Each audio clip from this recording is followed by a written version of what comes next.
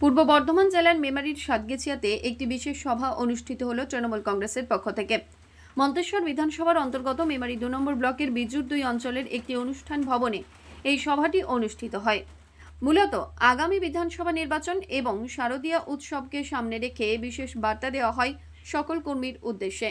সাধারণ মানুষের voter card সংশোধনে যাতে কোনো অসুবিধা না হয় তার জন্য সমস্ত স্তরের মানুষের পাশে দাঁড়ানোর আহ্বান জানান তৃণমূল নেতৃত্ববৃন্দ।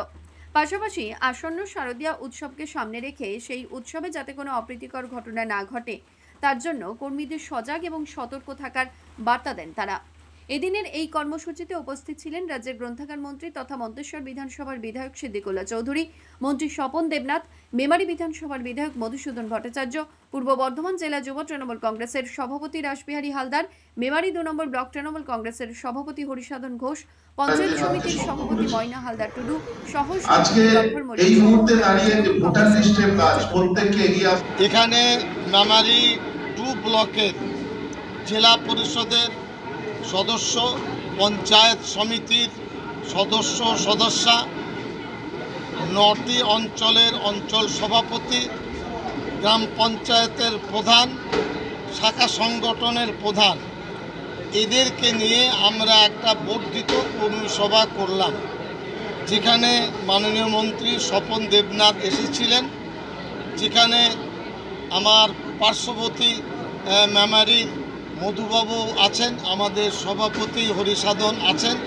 এছাড়া অঞ্চলের বা ব্লকের নেতৃত্ব এখানে আছেন। মূলত ভোটার তালিকা সংশোধনীর কাজ শুরু হয়েছে।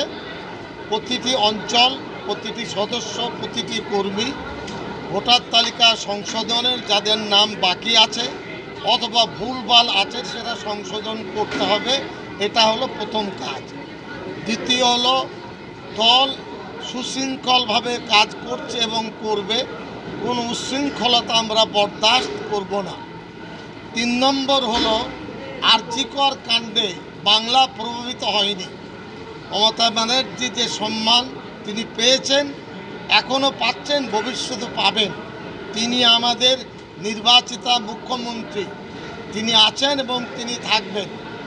অভিষেক ব্যানার্জি যেমন দায়িত্ব নিয়ে দল করছেন, দলের সর্বোচ্চ নেতৃত্বে তারা থাকবেন এবং দলের কর্মীরা এটা নিয়ে বেশি বিচলিত হবার কোনো জায়গা নেই। দেখুন, আমরা মমতা বন্দ্যোপাধ্যায়ের নেতৃত্বে পঞ্চায়েত নির্বাচনের পর লোকসভা নির্বাচন করেছি এবং সেখানে ব্যাপক জনসমর্থন আমরা পেয়েছি। অতীতে মেমারি 2 ব্লক এত ভোটে কখনো জেতেনি, যা লোকসভা নির্বাচনে এবারে জিতেছে। এবং আমাদের প্রিয় বিধায়ক তিনি কথা দিয়েছিলেন দলের কাছে যে আমরা 50,000-এর বেশি ভোটে এই মন্তেশ্বর বিধানসভা থেকে লিড দেবো।